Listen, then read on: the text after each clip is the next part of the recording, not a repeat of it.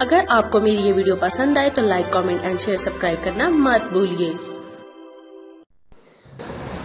ہارون رشید کی اگلی ایپیسوڈ کی طرف بڑھتے ہیں۔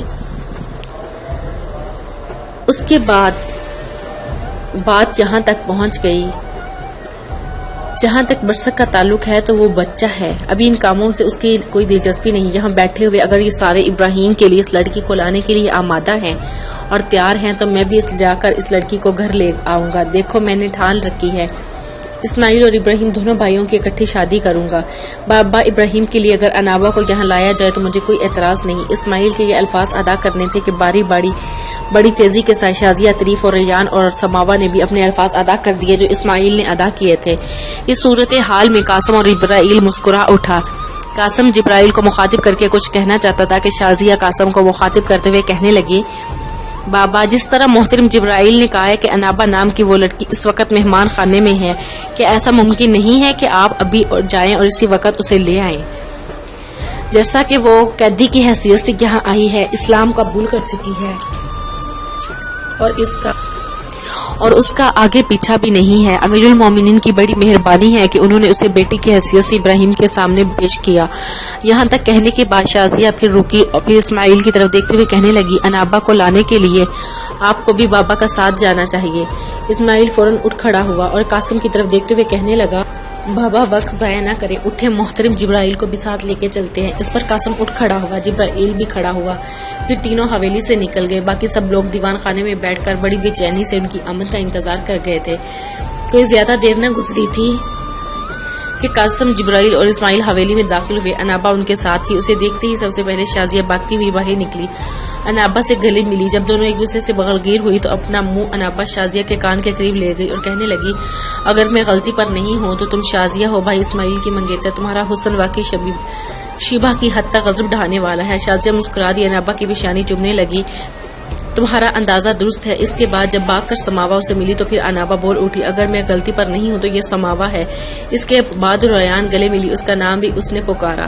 اس کے بعد گر کے سب دیکھ کر افراد باری باری اس نے نام لیا تو اس کی طرف دیکھتے ہوئے عطریف بول اٹھا، بیٹا تم ایسے بول رہی ہو جیسے برسوں سے ہمارے اندر رہتی ہو۔ اس پر انابا مسکرائی، کہنے لگی، بابا ایسی کوئی بات نہیں ہے۔ راستے میں بھائی اسماعیل حویلی کے پورے حالات اور حویلی کے مکینوں کے متعلق تفصیل سے بتاتے رہے، لہٰذا میں نے اندازہ لگا لیا کہ کون کیسا ہے اور کیا نام ہے۔ انابا کی اس گفتگو کا شازیہ جواب دینے ہی لگی تھی کہ قاسم نے شازیہ کی طرف دیکھا اور مخاطب کر کے کہنے لگا، شازیہ میری بیٹی، تم سماوا، عطریف اور ریان چاروں میرے پاس آؤ۔ قاسم نے ان الفاظ پر شازیہ، ریان، عطریف اور سماوا چونکہ تھے اس کے قریب آن کھڑے ہوئے، چاروں کو لے کر قاسم دیوان خانے سے ملحقہ کمرے میں داخل ہوا۔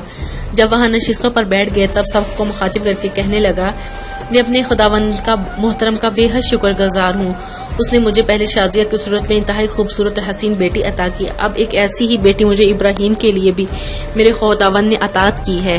یہ اس کی طرف سے میرے لیے نعمت ہے جس کا میں جس قدر شکر ادا کروں گا۔ میں میری بچی، میں نے طے کر رکھا تھا کہ دونوں بھائیوں کی شادی ایک ساتھ کروں گا۔ بیٹی تم پہلے سے اس گھر میں ہو اور اس گھر میں تمہاری حیثیت سب سے محترم، سب سے زیادہ باعزت ہے، اس لیے کہ تم بڑے بیٹے اسماعیل کے منگیتر ہو۔ جہاں تک عطریف اور ریان کا تعلق ہے تو میرے بعد یہ گھر کے محترم ہے۔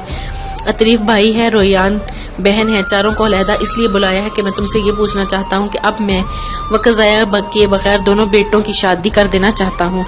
تم چاروں میں سے اگر کسی کو کوئی اعتراض ہو تو بولو۔ سب سے پہلے عطریف بولا، کہنے لگا، بھائی جان تک میرا اور ریان کا تعلق ہے، ہمیں کیا اعتراض ہو سکتا ہے؟ میں سمجھتا ہوں دونوں بھائیوں کی شادیاں ہوں تو ہمارے لیے انتہا درجہ کی خوشی کا موقع ہوگا، اس لیے ایک عرصے بعد اس گھر کی خوشیاں اٹھیں گی اور وہاں اس سلسلے میں شازیہ سے مشورہ کرنا بہت ضروری ہے۔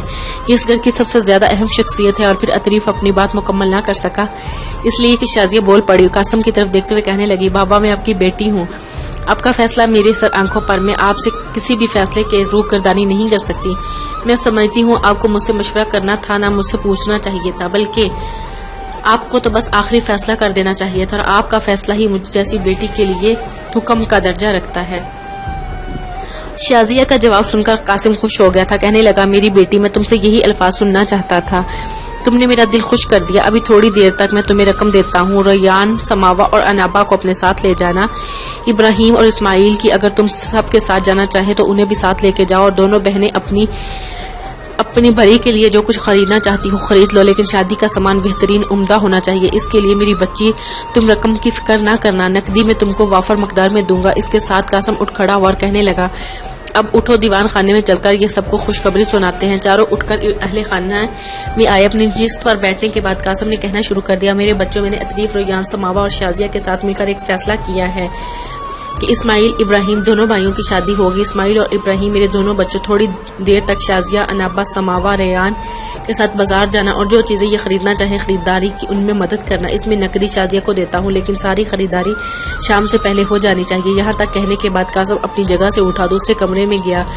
نقدی کی ایک تھیلی لا کر اس نے جب شازیہ کی گود میں رکھی تو شازیہ نے نقدی کی وہ تھیلی اٹھا کر انابا کی گود میں رکھ دی اور کہنے لگی، بابا، میں اس گھر میں ایک عرصے سے رہ رہی ہوں، اس گھر کے ہر فرد، اس گھر کے ماحول اور ہر رسم سے شناسا اور واقف ہو چکی ہوں۔ انابا کا اس حویلی میں آج پہلا دن ہے، میں نقدی اس کے پاس رہے گی، خریداری کے بعد یہی ادائیگی کرے گی۔ بابا، ایسے کر کے مجھے احساس دلانا چاہتی ہوں کہ اس گھر میں اس کی کتنی دقت ہے، اس گھر میں اس کی کتنی عزت اور وقار ہوگا۔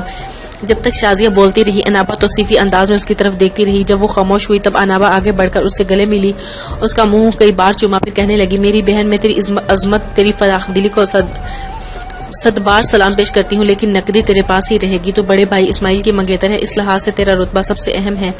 میں سمجھتی ہوں تو عمر میں مجھ سے زیادہ نہیں، کم ہی ہوگی، لیکن رشتے میں بڑی ہے، لہٰذا تیرا احترام، تیرا عزت مجھ پر واجب ہے۔ اس کے ساتھ ہی نقدی کی تھیلی انابا نے شازیہ کی گود میں رکھی اور دوبارہ نشست پر ہو بیٹھی تھی۔ شازیہ اپنی جگہ سے اٹھی، آہستہ آہستہ چلتی ہوئی سہمی فل جاتی اسماعیل کی طرف بڑی، بڑے پیار انداز میں نقدی کی تھیلی اس کی گود میں رکھی، پھر انتہائی شیریں آواز میں کہنے لگی، نقدی کی یہ تھیلی اپنے پاس رکھے، چونکہ آپ ہمارے ساتھ خریداری کے لیے جا رہے ہیں، بابا کے بعد آپ ہمارے گھر کے بڑے ہیں، لہٰذا اگر نقدی کی تھیلی اپنے پاس رکھتے ہیں تو خریداری کی قیمت چکاتے ہیں تو کوئی کسی قسم کو اعتراض نہیں ہوگا۔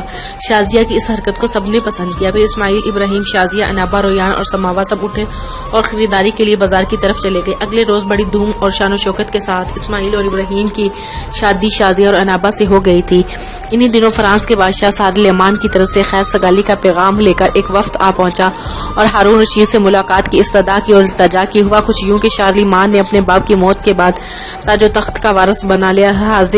شہنشاہ بننے کے بعد اس نے مسلمانوں میں سے اپنے ہم اثر خلیفہ ہارون رشید سے نامہ و پیغام شروع کیا اور تعلقات کی بنا پر اس طرح ڈالی کہ اس طرح ان دونوں کے بہن مابین دوستی قائم ہوئی۔ اس دوستی کا مقصد یہ تھا کہ دونوں ممالک کے مابین سیاسی تعلقات زیادہ مضبوط ہوں اور دونوں شہنشاہ ہوں۔ تو اس طرح